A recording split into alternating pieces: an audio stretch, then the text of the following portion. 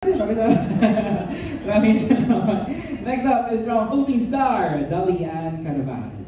Hello.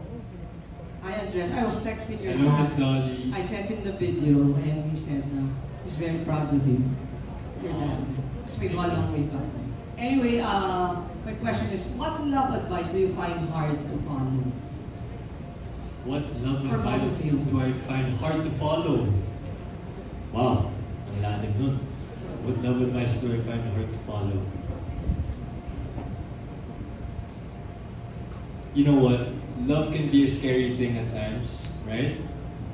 But at the same time, love can also make you do things that you're unaware of. And I think the scariest love advice that there could be is following your heart. Because minsan you don't know where that could take you, you know? It could take you to, you know, a different set of experiences, you know, either the, like I said earlier, the highs and the lows of love. But overall, it's a journey. And I think that's the scariest part about it. Will you follow just the same? Sorry? But you will follow your heart when the time comes. Ako naman, I always believe that, you know, yes. kahit nakakatakot naman, di ba? No, kahit nakakatakot talaga, you gotta follow your heart talaga. Because it's what tells you, you know, what's right and what's wrong.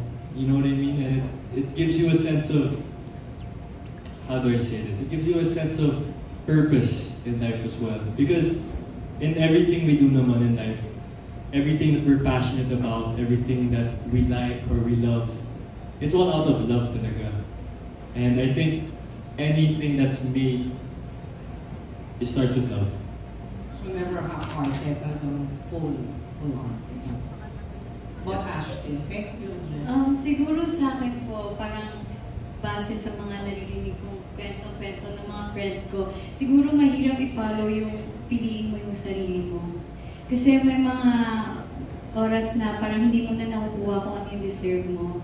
And minsan magiging rason na hindi ko iiwan kasi mahal ko eh. Pero ang na-realize ko doon parang mas dapat piliin mo yung sarili mo kasi strength din yun eh. Kasi it takes courage sometimes to choose yourself. Self-love. Yes. Thank you. Further nabanggit ng colleague ko dito, si Eugene Assis, na possible po si Andres and si Ashley maging next Gaya ni P. Sa tingin mo. Hindi ko po inabutan yung Gaya. Pero syempre, bilang millennial po ako. Pero I heard they were sensational back then. And from what I see sa social media reactions, ano yun, nag-shoot kami sa Lible, kilala sila hanggang doon. Talagang tumitili yung mga tao doon na sa mga lugar na hindi mo expect na aabot yung in vivo. So, ganun sila ka-sensational. To think na wala pa silang 1 year as a love team, tapos ayun nga, hindi pa lumalabas sa TV talaga, sa pelikula. So, I'm excited for their path. Kasi sobrang, kung ganitong level pa lang, very intense na yung impact nila sa mga tao. How much more kapag meron na silang teleserye sa national TV, kapag meron na silang tuloy-tuloy na movies, di ba? Thank you. Thank you. Thank you po. Definitely gonna be a colorful journey ahead para sa inyong dalawa ngayon. Abante tonight, Roldan Castro. Good afternoon po.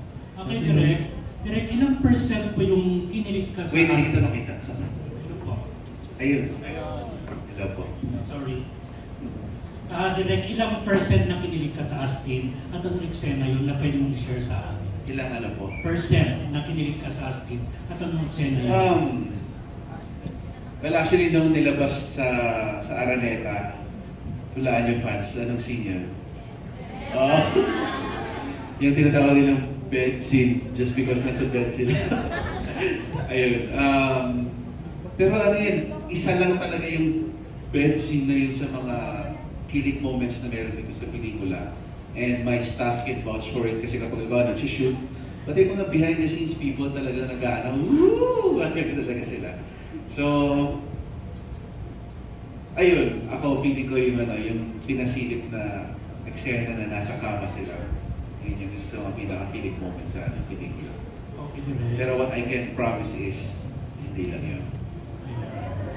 Kayo, Astin, ilang percent kayo kinilig sa isa't isa sa mga eksena nyo?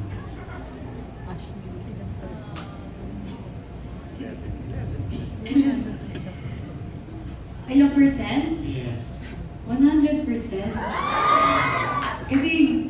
Kasi yung mga kapag ginagawa po namin yung scenes, parang in-enjoy na lang po talaga namin yung moment, parang hindi na kami nag-acting.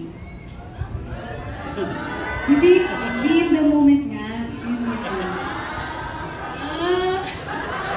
Tama, method acting, di ba? Oo, tama. Para mas nararamdaman ng mga audience kung ano yung emotions ng character. Andreas, may talagdag. Ako naman sasabihin ko 100% din. Kasi mas nafe-feel ko talaga yung mga eksena na ginagawa namin. And I'd say, minsan nga masyado ako kinikilig. But yeah. Tapos Andres, ano yung na-share mo, na-kwento mo sa parents mo, kay Aga, kay Miss Shirley? Nung matapos mo itong pelikula na parang memorable sa'yo, favorite mo, nahirapan ka, meron ka pag-share sa amin?